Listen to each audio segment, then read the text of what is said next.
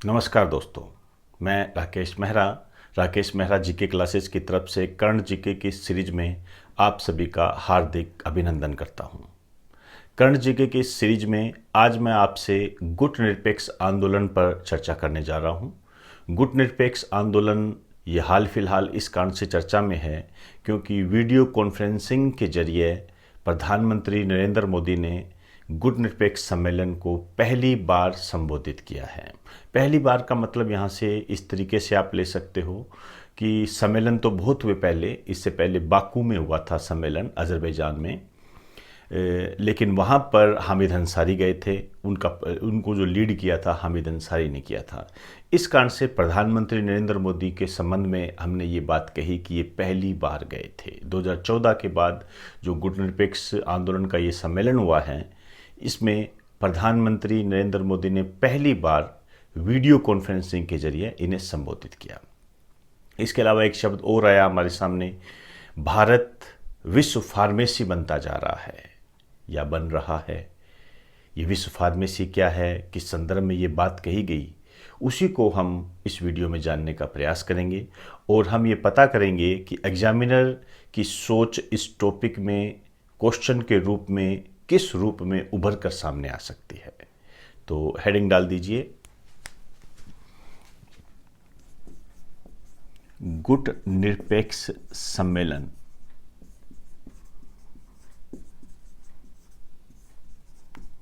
को प्रधानमंत्री नरेंद्र मोदी ने पहली बार संबोधित किया या पहली बार भाग लिया, जो भी आप कह सकते हो। संबोधित करना मतलब एड्रेस करना। और ये जो संबोधन है ये वीडियो कॉन्फ्रेंसिंग के जरिए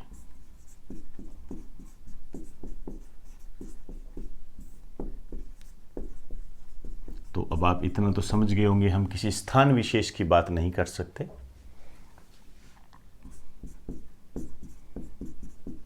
कोविड-19 पर चर्चा, कोविड-19 पर चर्चा के संबंध में है। क्लियर? तो गुट निरपेक्ष आंदोलन, अब कोविड-19 पर चर्चा, इसको हम कोरिलेट कैसे करेंगे? तो इसके लिए सबसे पहले हमें गुट निरपेक्ष सम्मेलन को समझना पड़ेगा। ये क्या है?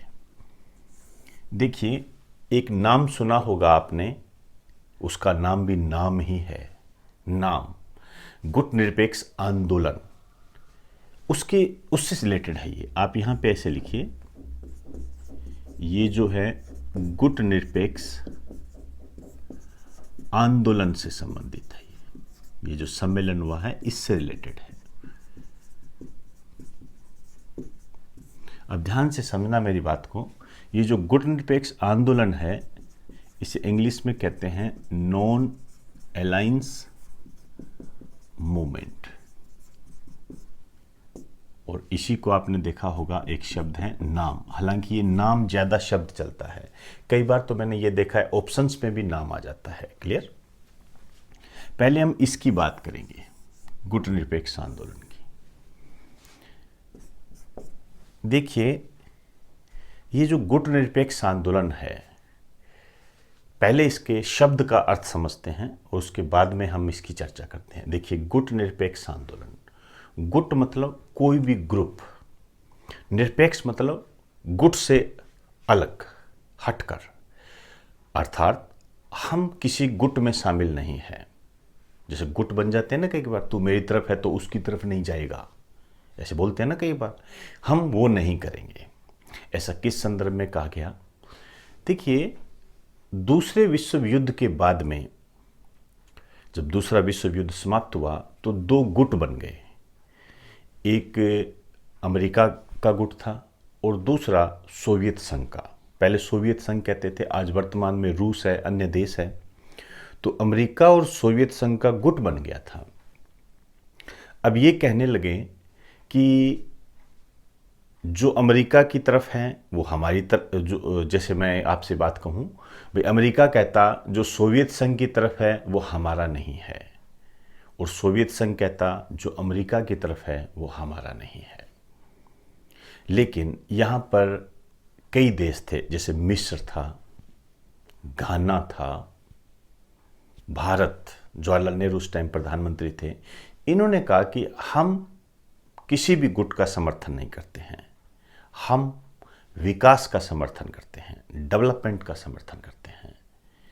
तो इसी उद्देश्य को ध्यान में रखते हुए ये गुट निरपेक्ष आंदोलन की स्थापना हुई। क्लियर? तो हम यदि देखें तो द्वितीय विश्व युद्ध के बाद, आप ये एक लाइन लिख दीजिए, द्वितीय विश्व युद्ध के बाद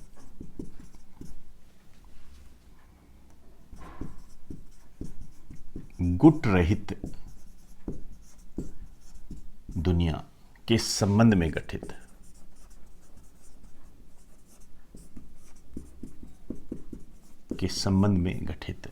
एक बात अब मैं यहां से आपको बताना चाहूंगा। कई बार मैंने ये चीजें देखी भी हैं। ये जो सेकेंड वर्ल्ड वार है, द्वितीय विश्व युद्ध है, इसके दो सन बता रहा हूं, कभी मत भूल जाना। 1939, 1945, ये दो क्वेश्चन है। आपको ये 8 अंक दिख रहे होंगे, 8 अंक नहीं है, ये 2 क्वेश्चन है और मोस्ट इंपॉर्टेंट है, इसलिए जोर देकर बता रहा हूं। द्वितीय विश्व युद्ध प्रारंभ कब हुआ था? 1939। कोई डेट याद रखने की जरूरत नहीं है, हालांकि 3 सितंबर को हुआ था ये। द्वितीय विश्व युद्ध समाप्त कब हुआ था? 1945। क्लियर? इसी तरीके से यदि मैं आपको कहूं तो एक बात और ध्यान भी रख सकते हो, एक नोट डाल के लिख दीजिए यहां पर, फर्स्ट वर्ल्ड वार।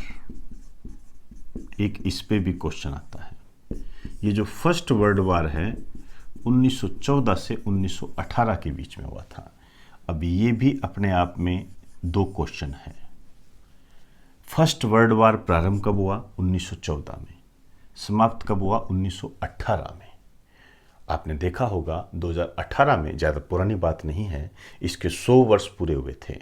तब काफ़ी इसको ऑर्गेनाइज भी किया गया था और इसको आप ये कह सकते हो कि काफ़ी चर्चित रहा था ये। क्लियर? तो ये मैंने आपको बताने का प्रयास किया, इसको थोड़ा अलग रखना इससे। अब देखिए, ये जो गुट आए थे, ये इस टाइम जो गुट था ये 2 थे। एक तो अमेरिका था और एक सोवियत संघ था।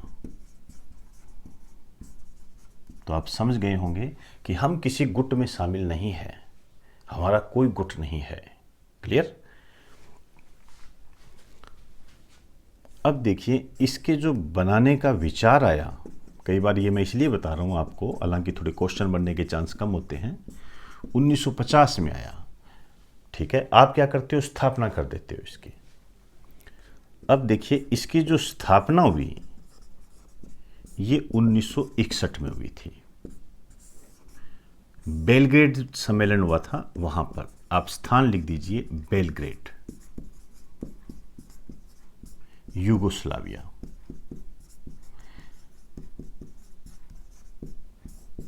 ये यूगोस्लाविया भी पहले सोवियत संघ की तरह ही हुआ करता था, लेकिन बाद में धीरे धीरे देश विभाजित हो गए। बहुत सारे देश इससे अलग होकर बने, जैसे आप कह बोस्निया व हर्जेगोविना, मोंटीनेग्रो, कोसोवो, ऐसे बहुत सारे देश अलग अलग हो गए थे। खैर, उस तरफ हम नहीं जाएंगे, आप बेलग्रेड ध्यान रखें। और कई बार इस तरीके से भी पूछा जा सकता है आपसे, निम्न में से किस सम्मेलन के तहत नाम की स्थापना हुई थी? निम्न में से किस सम्मेलन के तहत नाम की स्थापना हुई? तो वो आपसे ऑप्शन में दे देगा बेलग्रेड सम्मेलन, एक ही बात है। क्लियर? और ये जो स्थापना हुई थी, इसके जो फाउंडर है, मोस्ट इंपॉर्टेंट है ये संस्थापक, इसके जो फाउंडर है ये मोस्ट इंपॉर्टेंट है। एक तो थे Jawaharlal Nehru,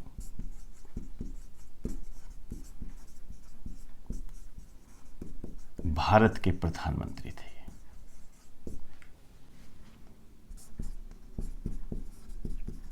Gamal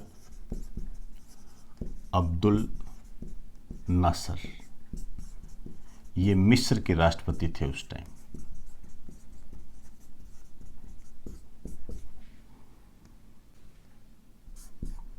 Joseph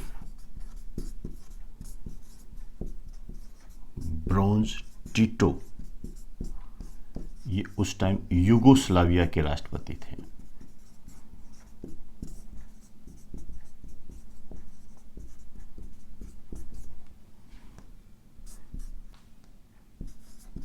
क्वामे एनक्रुमा,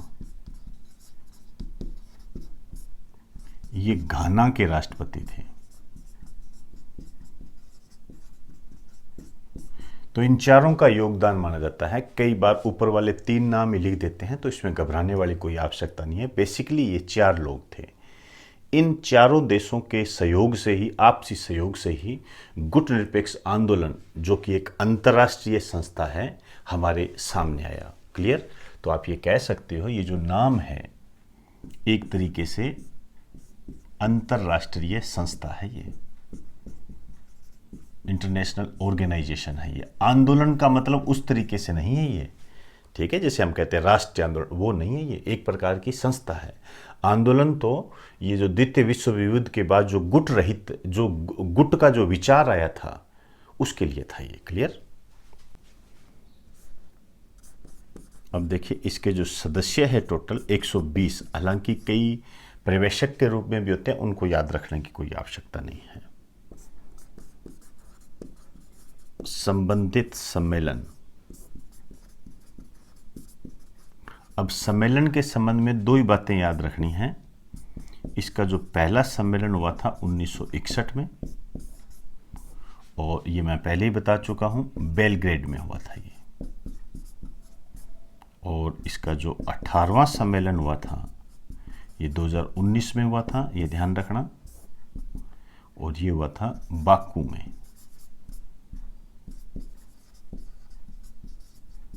Azerbaijan, European country है, वहां पर ये हुआ था। क्लियर? तो ये हमने नाम को जानने का प्रयास किया है, हालांकि पहले भी बता चुका हूं, लेकिन इस पे किस तरीके से क्वेश्चन बन सकते हैं वो आपके सामने है। बेलग्रेड सम्मेलन के तहत नाम की स्थापना हुई थी।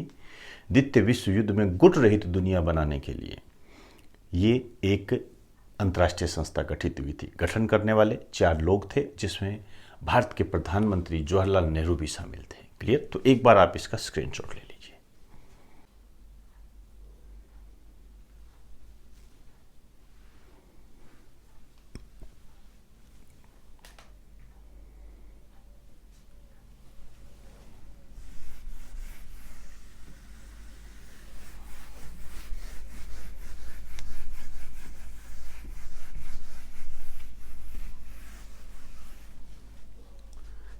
अब देखिए, कोविड-19 पर जब चर्चा हुई तो यहाँ पर एक बात उभर कर सामने आई कि भारत विश्व फार्मेसी बन रहा है, ये बात आई। अब कैसे बन रहा है इस पर हम चर्चा करेंगे।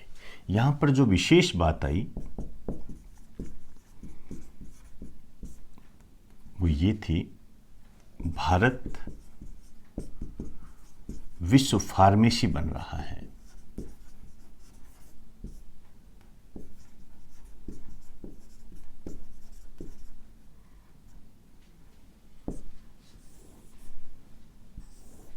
ये हमारे सामने आया।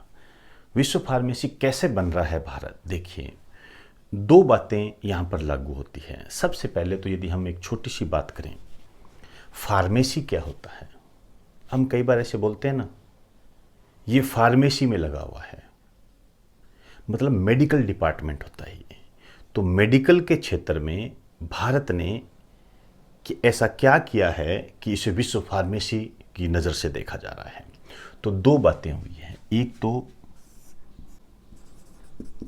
भारत ने 120 से अधिक देशों में दवाइयाँ भेजी है, मतलब हमने मेडिसिन भेजी है कोविड-19 के संदर्भ में 120 से अधिक देशों में दवाइयाँ भेजी है। क्लियर। दूसरी क्या बात है,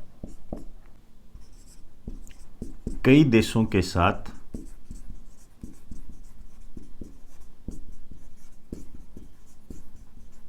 चिकित्सीय विशेषज्ञता की ऑनलाइन ट्रेनिंग शुरू की है। ऑनलाइन ट्रेनिंग का मतलब क्या है, जैसे हमारे पास यदि कोई गुण है चिकित्सा का तो हम दूसरे देशों के साथ उसको शेयर कर रहे हैं, और दूसरे देश के पास यदि ये गुण है तो वो हम उसके साथ शेयर कर रहे हैं। जैसे हम कह रहे हैं ना कि इजराइल ने कोविड-19 पर कैसे कंट्रोल पाया, तो ये विशेषज्ञता हम उनसे ऑनलाइन ट्रेनिंग के माध्यम से ले रहे हैं। और भारत भी कोविड-19 के मामले में आप देख लीजिए विश्व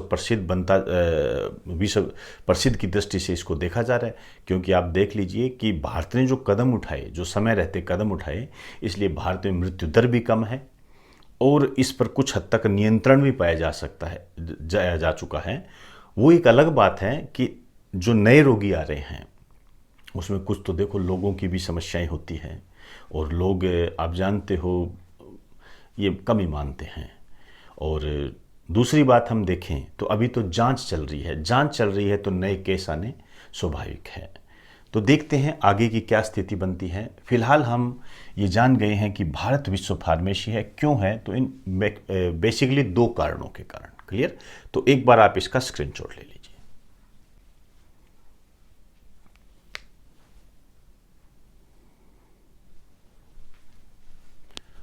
तो दोस्तों, आज हमने गुट निरपेक्ष आंदोलन के साथ साथ यह जानने का प्रयास किया कि भारत विश्व फार्मेसी कैसे बनता जा रहा है। ये एग्ज़ाम की दृष्टि से काफ़ी महत्वपूर्ण है। इसमें जो मैंने जनरल जीके की दृष्टि से जो आपको मैंने 2 पॉइंट बताए थे, फर्स्ट वर्ल्ड वार और सेकेंड वर्ल्ड वार, इनकी जो मैंने अवधि बताई थी ये मोस्ट इम्पोर्टेंट है, ध्यान रखें। ये मैंने काफ़ी बार एग्ज़ाम में देखी है।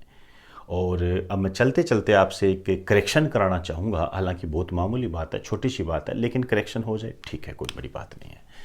देखिए, कल हमने अभी तो 1-2 दिन पहले एक बात की थी सिल्वर लेक की जियो में हिस्सेदारी। वहाँ मैंने माइनर मिस्टेक के तहत 1.55% लिखा दिया था, ये मैंने करवा दिया था। हालांकि ऐसा कोई गलत वाला नहीं है, लेकिन फिर भी इसको थोड़ा सही कर दीजिए। ये नहीं है, 1.55% नहीं है। इसके स्थान पर आप लिखोगे 1.15%। क्लियर। 1.15% लिखोगे। तो ये थोड़ा सा करेक्शन था, इसको आप कर लीजिएगा। और अब मैं आपसे इजाज़त चाहूँगा। आप ये जो विश्व फार्मेसी के संबंध में जो तथ्य है, नाम के संबंध में जो तथ्य है, इसको प्रत्येक स्टूडेंट तक पहुँचाएं। सोशल मीडिया के माध्यम से आप इसकी हेल्प ले सकते हो। नमस्कार।